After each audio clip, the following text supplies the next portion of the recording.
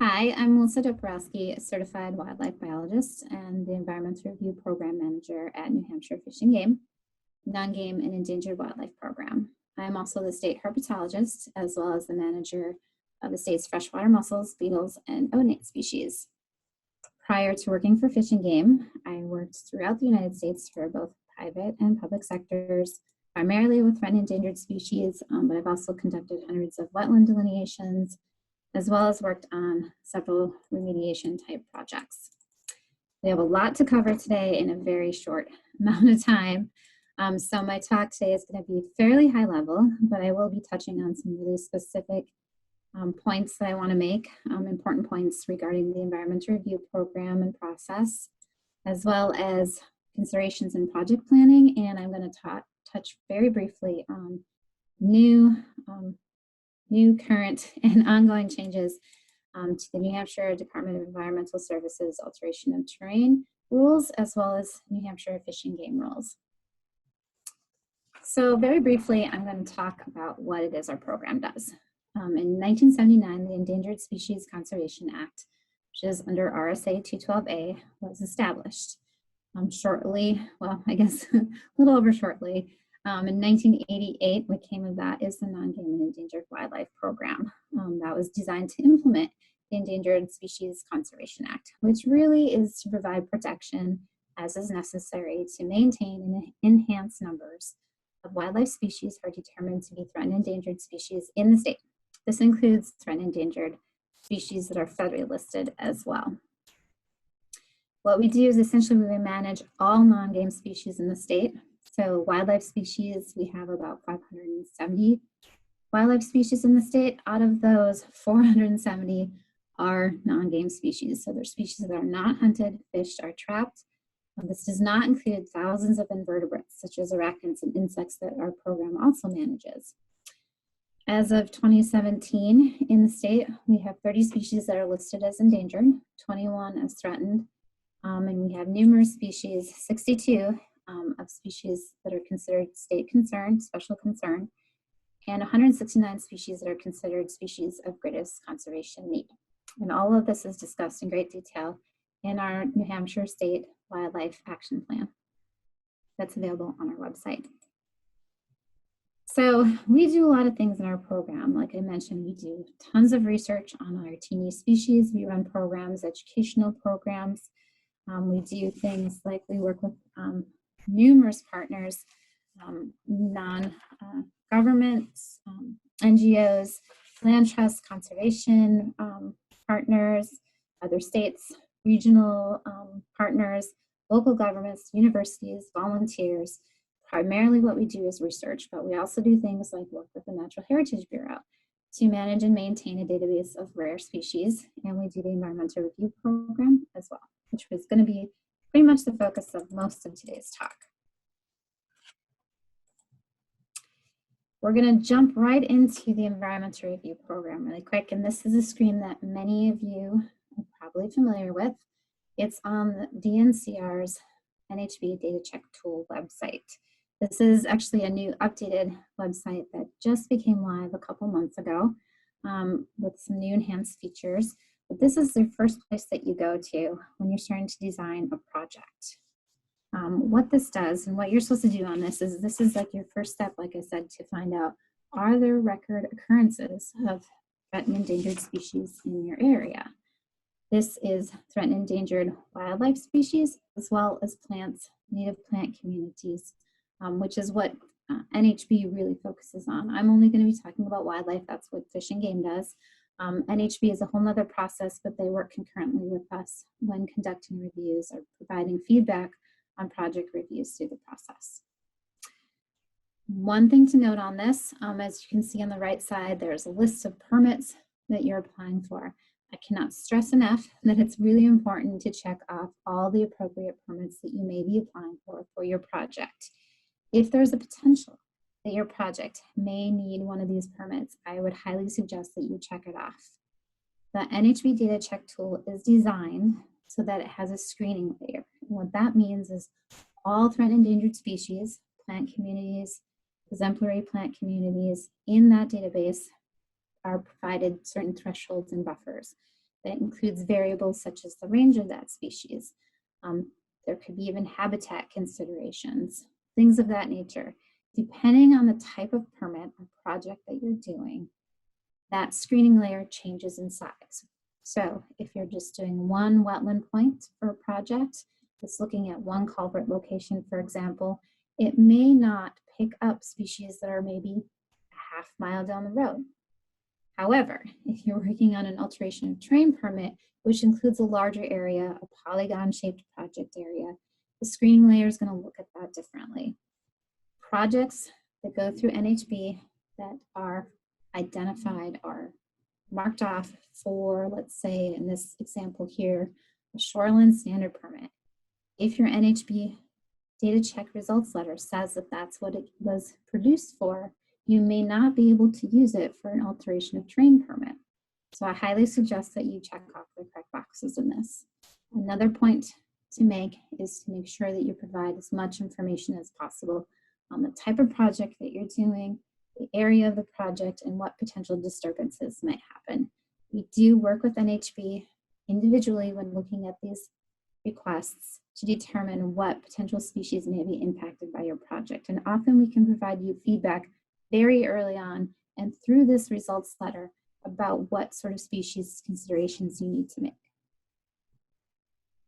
There are two kind of standard outputs from the NHB data check tool. I'm only going to touch briefly on them because again, these come out of the NHB Bureau program over at DNCR, but we do work closely with them, as I mentioned. This is kind of the standard no result in the database letter. I will stress too that just because it says there's a negative result, that just means there's simply no record in the database at that location.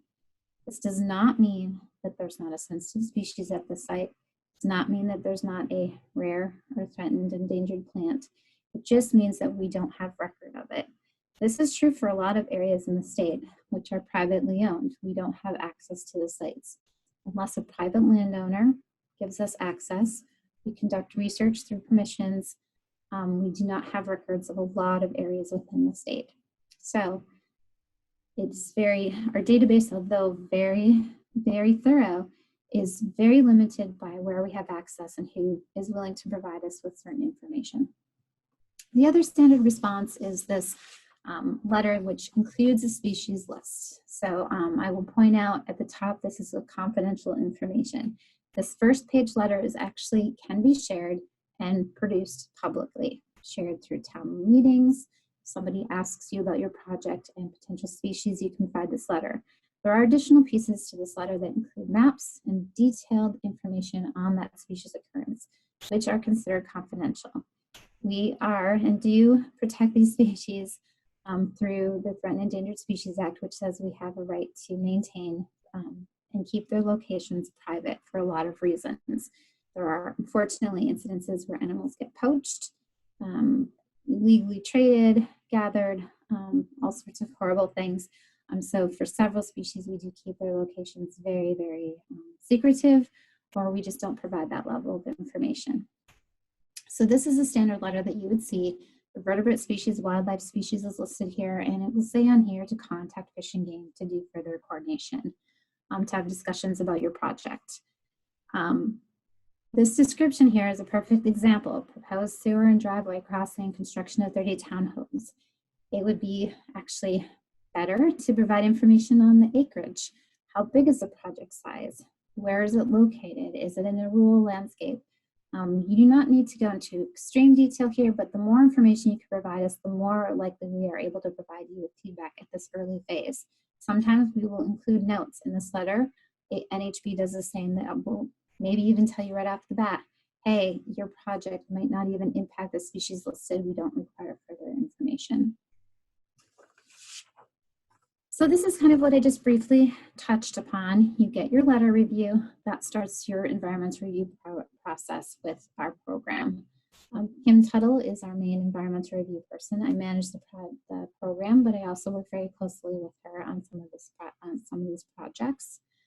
So again, you get your data check results letter. It says contact Fish and Game if there's a species listed. So you reach out to Kim or you reach out to talk to me. And sometimes one of the first things we'll ask you is, give us more information on your project.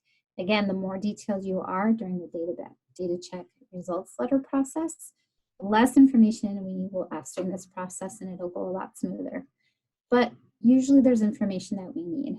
Maybe wetland delineation work.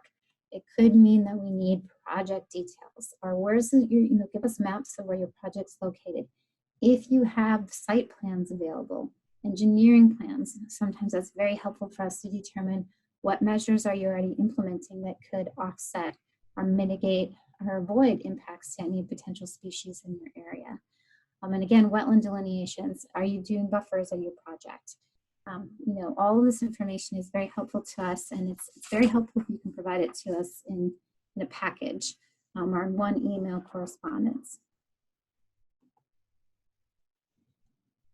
Usually once we receive that information, depending on what you're proposing to do for a project, we will provide feedback. Often this will be in the, at requesting conservation measures. We will coordinate with you through that process. What are you proposing to do? What are some things you can implement that you haven't considered that could help avoid, minimize impacts to species? I will just stop right there by saying, when I'm saying avoid and minimize, these are not rules. That's not language that's included in current rules for fish and game through the environmental review process. I know those are very specific words. For example, avoid, minimize, mitigate in the wetlands rule process. Those do not exist technically in our process, but we do follow a lot of the same process and thought process when considering impacts from a project. Our first thing is we do not want that species impacted. So let's try to avoid impacts to that species. And there's a variety of things which I'm going to talk through in a minute that can do that. But it's also, what are some things that you can do that help offset, or in the worst case scenario, maybe not worst case scenario, what can you do to mitigate those impacts to that species? So some of these, the classic one is wildlife friendly erosion control mesh. This is one that we almost always will recommend. And I recommend this to be implemented on any project, regardless if there's red and endangered species involved. The standard plastic meshing, biodegradable plastic that never biodegrades, is awful.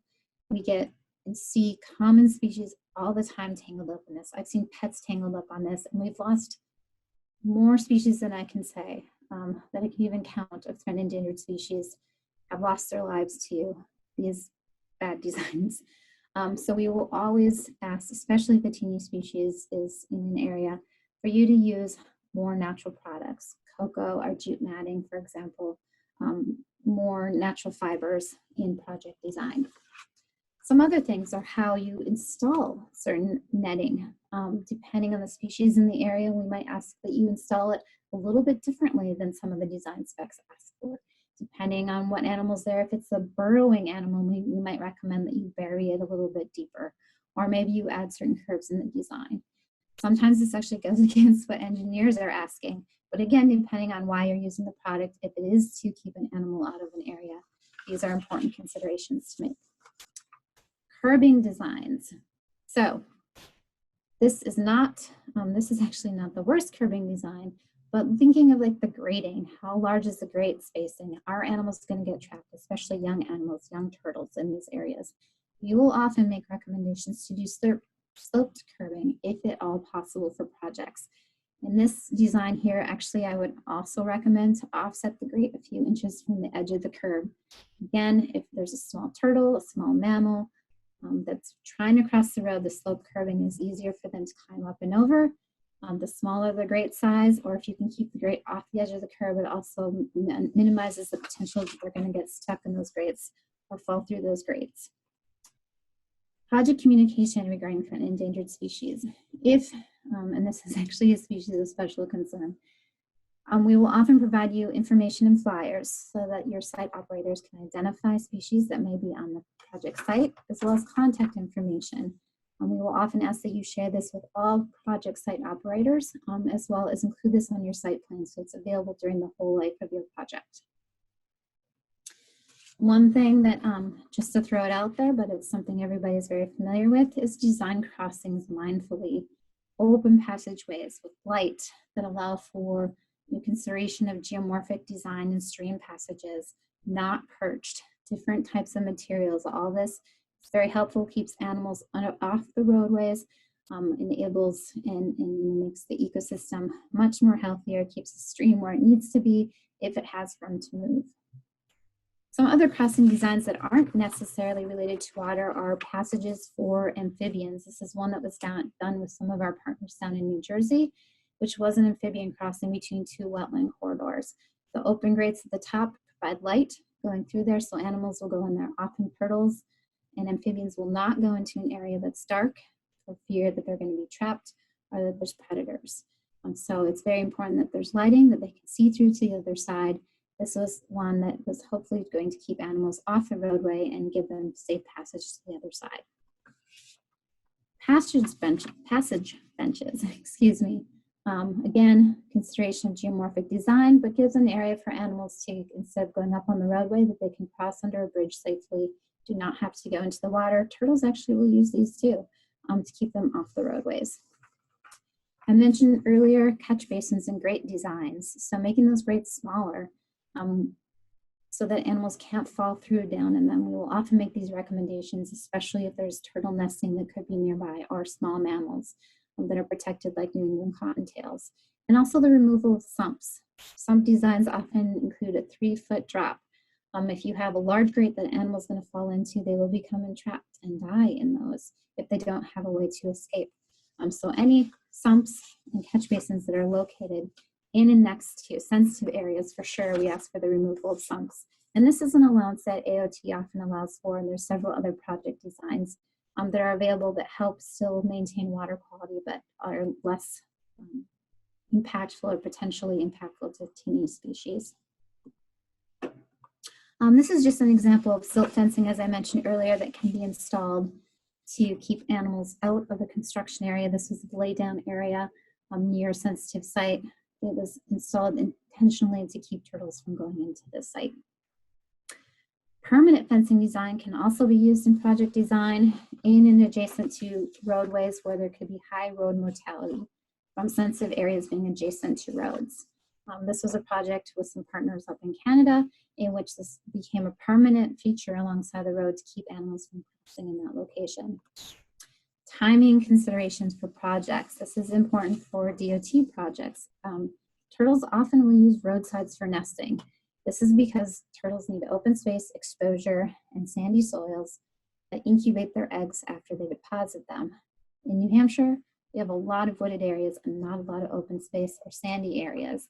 So often if a turtle's going around looking for a site, the roadside with some dirt in the sun makes a great site, unfortunately, for them. I will stress that all turtle species nests are protected. So even snapping turtle nests cannot be disturbed under New Hampshire law. So if you do see a nesting turtle, I would advise you to just go around it and leave it as is. But it is important for projects that are designing a roadway shoulder work or doing widening work or maybe parking or using staging areas alongside roads to consider material usage as well as timing. And these are common recommendations that we would make during the process. Another no-brainer are buffers and setbacks to sensitive features such as wetlands and vernal pools. Again, to provide those animals movement corridors between complexes and to provide them just that habitat in and around those features. And surveys. Sometimes we will ask for surveys for Department of Transportation projects. This is often related to bridge projects where we might have teeny species listed in and around the area. Brook floaters are state endangered species that we often will ask surveys for, as well as dwarf wedge mussels, which are both federally and state endangered species. And here's just an example of kind of a corridor area that was surveyed prior to doing a project on a bridge improvement project. Once these are vetted through the process, they do become part of site project plans. Here's an example of permit conditions that were added based on conservation measures, some sheets and flyers that were incorporated, as well as on the right side of the list, which has erosion control information. I'm going to touch briefly on the AoT permit decision requirements. I'm not going to go into a lot of this because I do not work for DES, but I will give a little update because there's been a lot of work going on over the past year that Fish and Game has been very much involved in. In 2009, up to December of 2019, there was the original rule that was in place that specifically stated no adverse impacts can happen to a teeny species, or a permit cannot be issued. This was challenged in the state Supreme Court back in November of 2019, and it was found that that language was not being adhered to during permit decision making. As a result of that, an emergency rule was put in place that changed some of the language from a no adverse impact to does not jeopardize the continued existence of a threatened or endangered species or a habitat that's deemed to be critical. This language was in place as an emergency rule from December to June 2nd of 2020.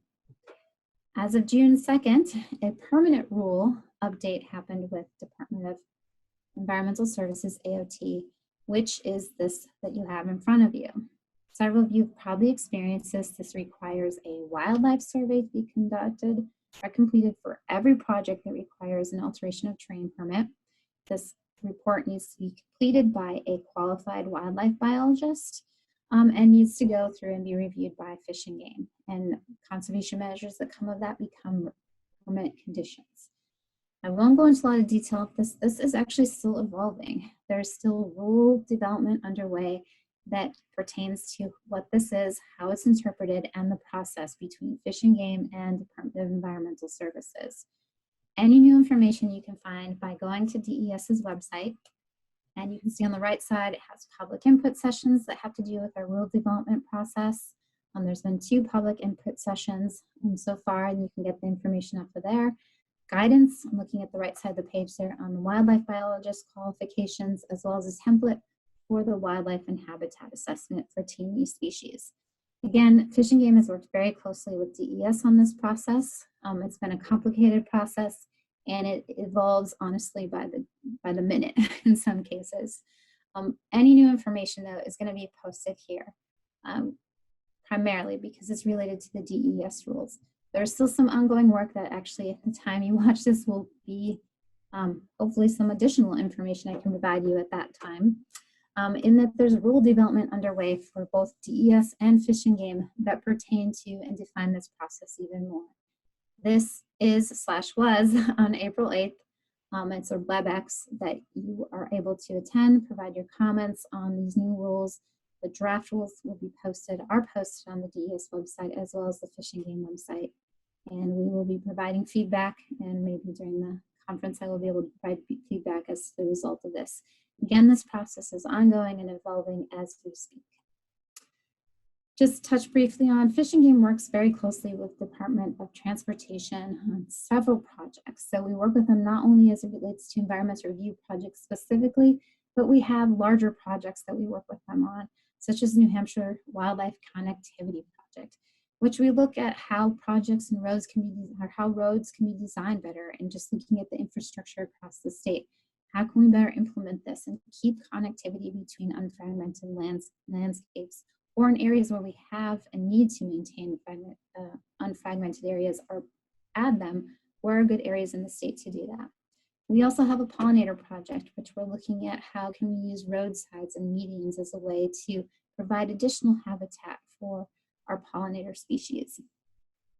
Regionally, Fish and Game works with a lot of partners throughout New England on roadway issues like mortality issues with turtles, for example. We also work locally with towns and conservation commissions, identifying problem areas and roads, culverts, aquatic passage, but as well as areas where maybe it's just near some sensitive habitat and there's a lot of roadkill happening. What can we do in those areas to make those places better for animals? Part of this whole process is creating BMPs that will hopefully soon be posted on Fish and Game's website to provide more guidance on how to identify these areas and how we can incorporate them into projects, as well as information for conservation commissions and towns in planning projects that are better and more mindful towards teeny species. And with that, I will leave it off. I could say a whole bunch more on a lot of this information, but I do hope to have some information on the Fish and Game website soon on best management practices, as well as provide some of the flyers that people can use in project planning. We are working, like I said, with Department of Transportation, as well as several other partner groups in the state to develop better guidelines for engineers and developers to consider way in advance of even coordinating with Fish and Game on just some common practices. Some of them are very easy and very affordable that can be incorporated into project designs that are better for wildlife species, not just threatened and endangered species, but our goal is also to keep other species from becoming threatened and endangered species. So the better we can do these projects and designing them and working together, the better it is for all of New Hampshire's wildlife. Thank you.